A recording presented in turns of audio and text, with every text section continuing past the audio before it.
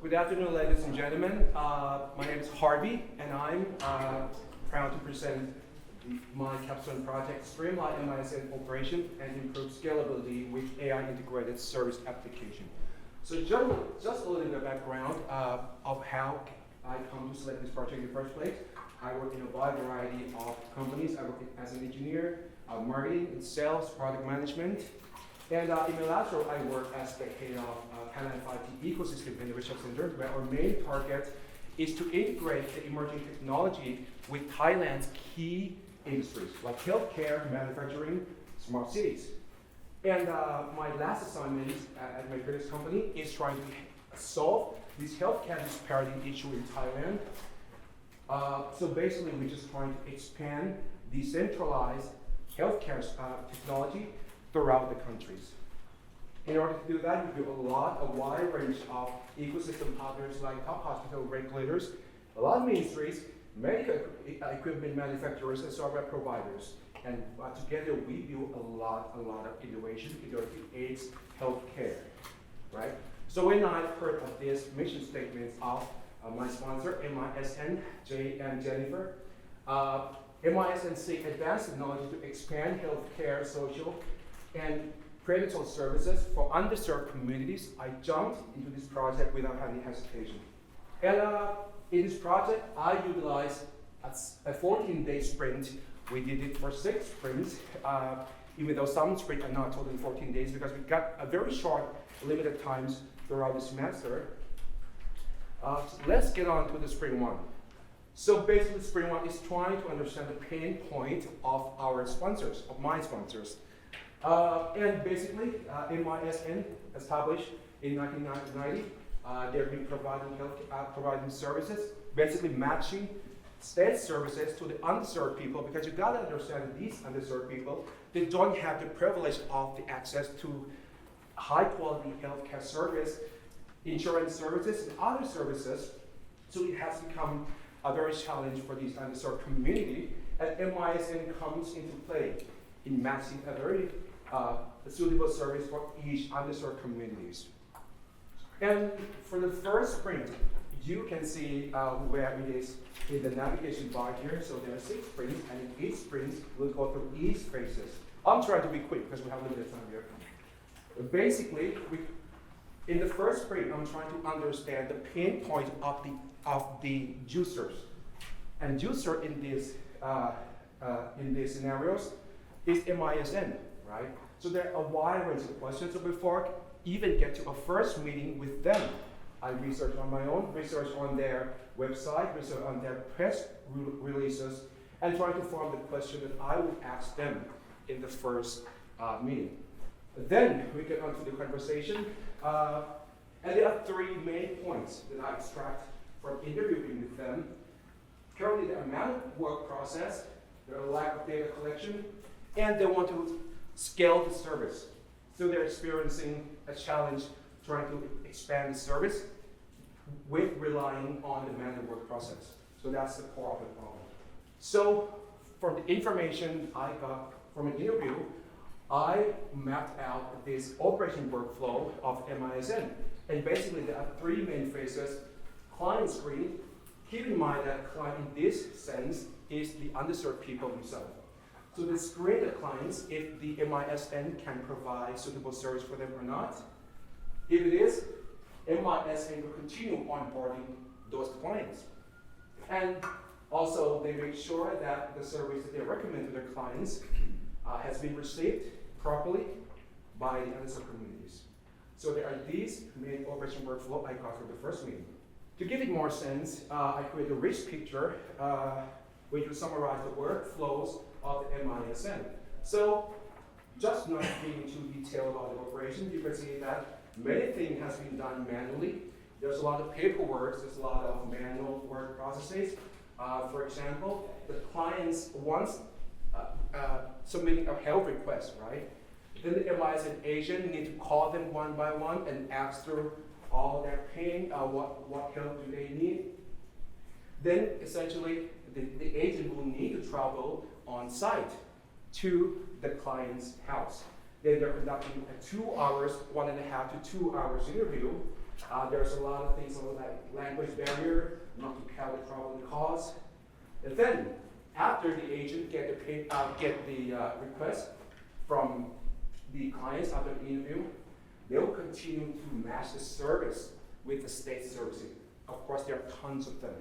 So all these has to be done manually. And our targets in mind is trying to streamline this service using technologies. So there are wide ranges of technologies that we could utilize in this case, right? But I started by dissecting the pain points, starting by dissecting their main communication channel, and because from what we've seen earlier, the process that seems to be the most bottleneck here is the interviewing process. It took 1.5 to 2 hours. Plus, the agent will need to fill out the paper physical forms.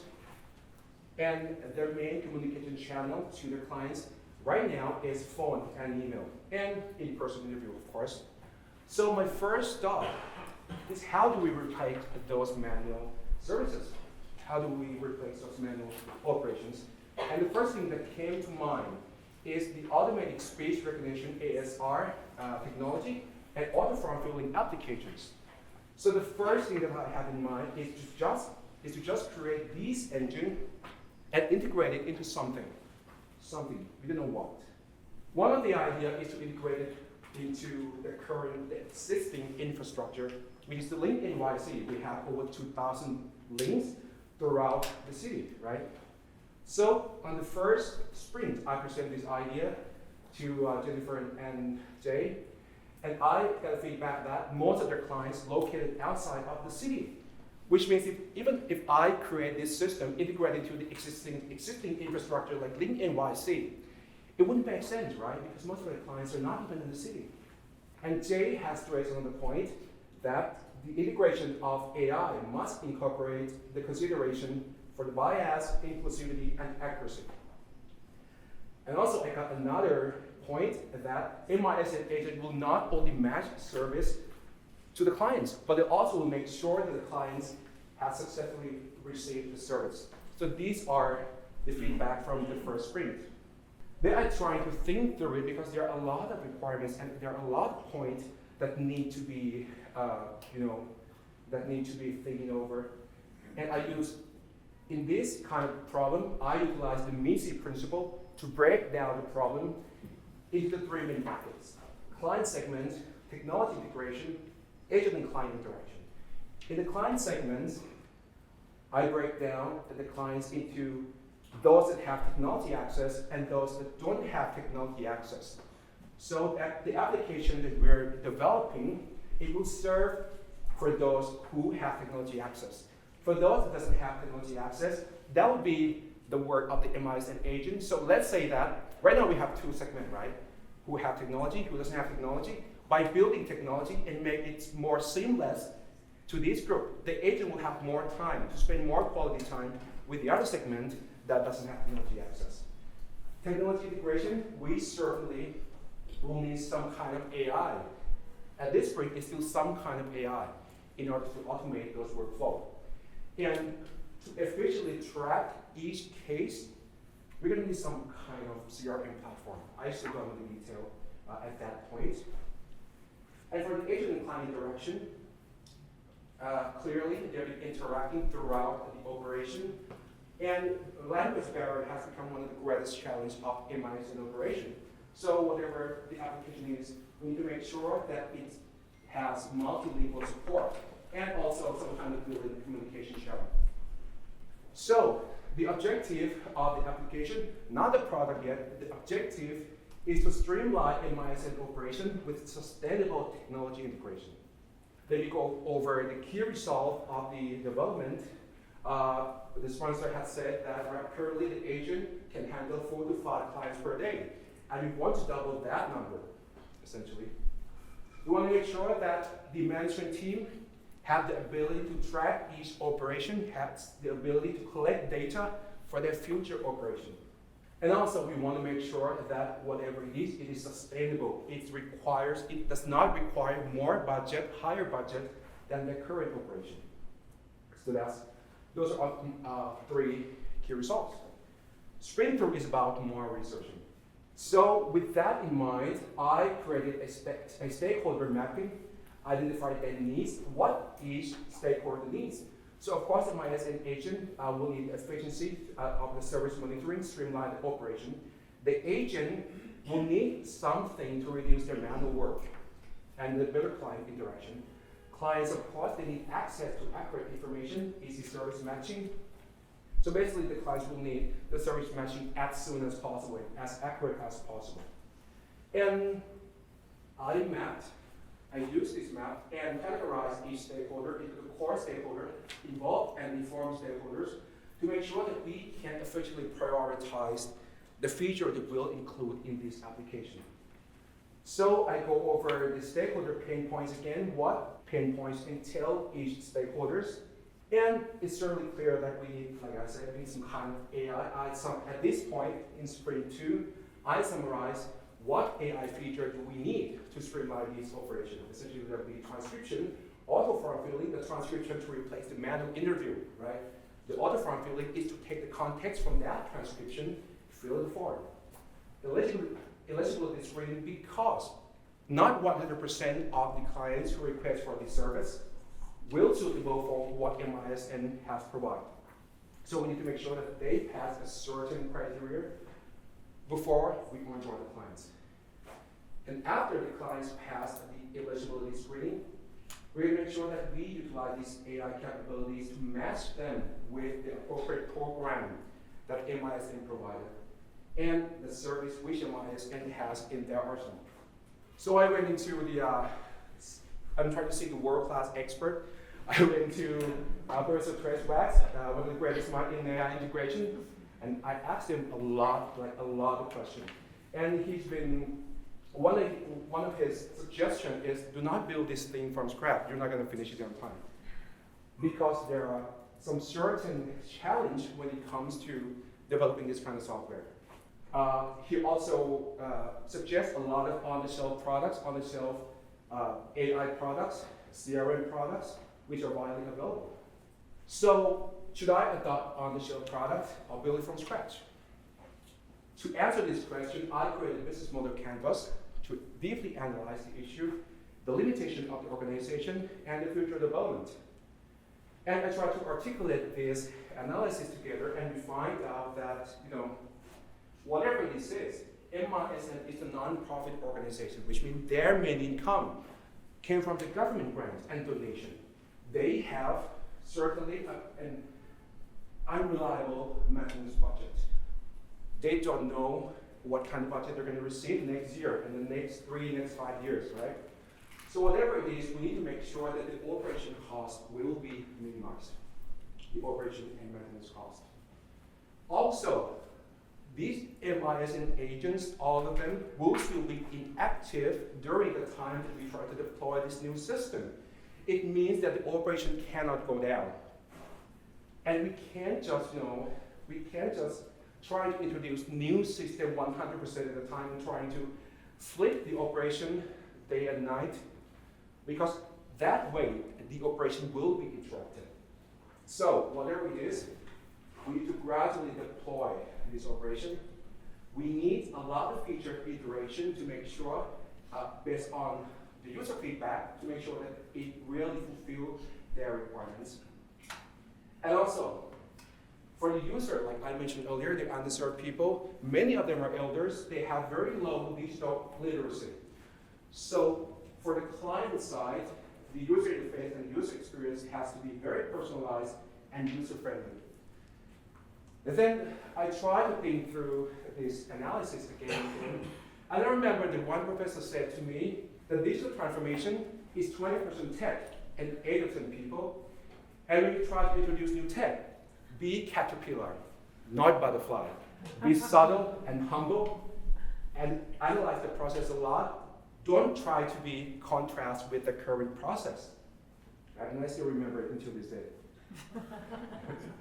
So I went through the user journey map for all stakeholders, clients, the agent, and admin, and trying to analyze the work process really in which segment do they need this application to serve.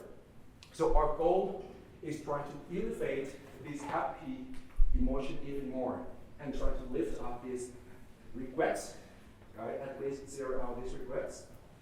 And so, the decision criteria whether to go with until product or build from scratch based on these following. Limited but unique feature requirements. We want some application that will do the auto transcription. We want something to fill the form that we need to form that will not be possible with the until products. The risk of uncontrollable cost, the personalized feature addition, the list built from scratch. So a product molecule here is to help the MiSN management team and agent overcome scaling challenge caused by tedious manual work process and limited manpower behind the generative AI and web technology to automate workflow, unlocking scalable and sustainable operation. Right, so there will be three main applications that work in synergy. So I start by sketching this user interface and user experience by hand. I create storyboards to try to map out the exactly what feature do we need. And I come up with the first software features that we need. The main core feature, application management, client management, AI auto program match, and service match. On the client application, there'll be speech to text, manual request typing, AI auto form filling, and on the admin app, of course, the dashboard, basically the dashboard. And I start building the first iteration. Then I got another feedback that we need, that they like to see the working prototype, right? Therefore, it comes to sprint 3. It comes to the technical challenge again. Can I even build this alone under 2 months? What are the tape steps should I use? Are there other preview libraries that I can utilize? A lot of questions comes to mind because remember, at this point, I should have zero coding experience. Then I start asking for advice from the professor who has a very wide, a very long history of coding, Professor Aiden. And I even went to NYU and talked to one of the greatest coding professor in the world, Professor Daniel Shipman. I've been talking to a lot of friends and family. I've been utilizing free and paid resources in coding and application iteration and application development. And I created the first low fidelity prototype. This is the first to the agent app. See, the agent app will have the case management, service matching, program matching, and you can track what is the progress of each client, whether they already use the service or not. And this is the UI design of the client side. Like this, they can either speak to their phone or type on their phone, and the application will automatically match the program and service. This is the first glance of the admin dashboard. So basically, they can track every operation. They can see which document has the client uploaded on the system. Then again, I continue to conduct user research. I went to the MiSN symposium event, and I gathered new requirements. I showed them the prototype, and I gathered new requirements. And they said that their main target customer might only utilize the voice input because they're elder, they might not type all the answer on the phone, right? And they also stressed the importance of successful routine site visit. They said that according to the regulation, the data will need to be automatically deleted within 48 hours. Then I take that feedback and modify the features of the application. And sprint 4. In this sprint, I try to determine what tech stack will be appropriate. So I utilize a double diamond and try to think through all the pros and cons of each technology, both for front end and back end. And I end up with this technology. For the design prototype, we use Figma and Miro. Front end design, React seems to be the easiest way. For the back end, we'll utilize a lot of free resources. And for the AI agent, again, we use Whisper and Gemini. But as of now, I would say that Llama 3.1 seems to do a better job in this type of scenario. Then I created server-side blueprints to try to match each operation in detail with each feature that the application would serve. I created front-end design using Figma again. And the back-end side, this is basically, because basically with the CRM system, the back-end side will be the most pain. There's a lot of data, there's a lot of status tracking. So this takes some time. When I'm encoding, I present this first working prototype, and again, I got some feedback, and I got more feedback, like, okay, for the unqualified clients, we don't need, MiSN will not say they reject the clients. They would say that, okay, our client or agent will contact you back, and they will refer these clients to the other third-party services. They said that admins want to monitor every interaction between agents and clients. For example, chat, issue tickets. And there are 5 different programs, each with its own process. So this makes things even more complicated. Then again, we come back to iterating the features again. Now we have ticket and chat, historical log monitoring, application status, built-in chat app. And this is the first one of the admin dashboard monitoring capability. So basically the admin can monitor every chat log that has been interacted between clients and agent, every issue ticket. So basically what agents do, management team will know. Sprint 5. The client's feedback is that the regulation according to the government, the form data sharing can be prohibited. So think of this. I want to build the application that's doing the auto form filling, right? But it can't share me the form because of the regulation. What do I do? Well, I've been thinking over this for a couple of times. And I come up with this flexible solution, so I learned how to properly prompt the AI. And another feedback is that accessibility are vitally crucial for the clients. So I add these 2 features into our application, the customizable form creation. So it doesn't matter if you have this form or that form, you can always modify the form later because you can prompt the AI itself via the admin interface. And also I make sure that our user interface design aligned with the WCAG rating is the Web Content Accessibility Guidelines. So in this application, in this sprint, we refine the design to make sure that each page and every single element fall into either 2A or 3A rating. So it's basically, if you can see it clearly, the text and the background need to be contrast to each other. And this is customizable form creation. So basically, the MiSN agent management team can fill out the question and fill out the expected answer. So basically for the admin application, the admin can track every operation, every interaction between clients and agent, like this. They can create their own form. They can post the news, just like Facebook news feeds. Okay, so in the last sprint, I sent out the questionnaire in order to ask for the feedback for not only the MiSN, but also their agents. There are a wide variety of feedbacks. This will build on the next iteration of MiSN agent team. In the future development, MiSN can keep iterating this cycle until the full deployment. And they can add more features like really auto form filling on the Google Chrome as well. Make development and extension, improve user experience, refining the UX UI. And financial-wise, I would say that we did quite good because if you, considering your capacity, the request per month that you receive, if you go with the on-the-shelf products, that'll be a little more expensive a lot more expensive than what we're developing here. The total cost, considering 2,000 requests per month, that will cost around $640 at 337.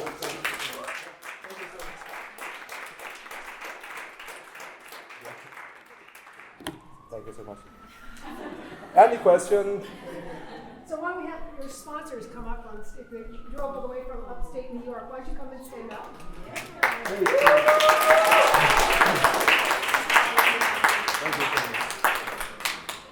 Any questions? No, I mean, Javi has been great. He's been very intuitive with us. He's listened, especially when he came up to the conference on the 25th of June. He really sat with us after the conference, and in the midst of the chaos, he's taking notes and he's actually listening, and he got to meet some of the agents, the staff, You also got to see some of the clients we serve and some of the constituents and collaborators that partner with us and talk to them and get a little bit more feedback. So I think, Harvey, thank you, and the cost is great. Thank you so much. Any questions from anyone? Yeah? First of all, brilliant job. I think we're all in awe how much you've accomplished going and actually leading the conferences and press tours. My question is, and you kind of touched on this, when you spoke about having to talk to so many people because you're not a user, it's a new area for you, you're not familiar with it. So I'd love to, I guess it's a two-part question. The first is something that you found the most challenging to grasp. Recording because stopped. you can empathize with the user, but you're not necessarily going to be that user because your lived experience is different. And second is when you did give your press run, the challenges that maybe people gave you or that you had to experience in terms of maybe limiting the idea. Okay, so when I develop and try to release this to the user, one of the most challenging questions is how do we get them to achieve everything but create a very simple UI? That'll be a very challenging question because if you want them to achieve a lot of things, there have to be many buttons, right? But we want to make it simple because otherwise they'll be confused. The user will be confused and they won't be able to use it efficiently.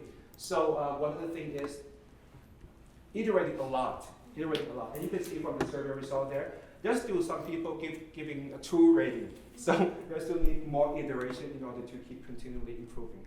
Okay, thank you so much. Thank you. Kate, did you have a question? Yeah, first of all, I want to say congratulations. That's one of the most impressive things I've seen in a while, and I work with different apps and other stuff, so really, really wonderful result. Basically, all the work that you've done, so impressive. If you were going to move this technology into another area of healthcare or serving people, is there one way you think it would particularly need to? So one thing like community health work and stuff like that. But if you were going to take this and put it somewhere else, where would you go next? Where would I go next, right? Apart from MiSN, there are certainly other nonprofit organizations which are responsible for other services. Basically, the service that MiSN does not provide at the moment. There are other agencies which provide, for example, the healthcare service. That will be beneficial for this application as well. Another thing is if you do this core technology and integrate into the healthcare provider, like certain hospitals that are doing some remote healthcare, remote medicine. It will do a very good job in remote diagnosis because currently there's still no application. I can't say that, but currently, let's just say that remote healthcare is still not as efficient as it could be because I've been working with remote healthcare before, right? And if we have this core engine of the generative AI matching, it can do a much better job at diagnosis, remote patients.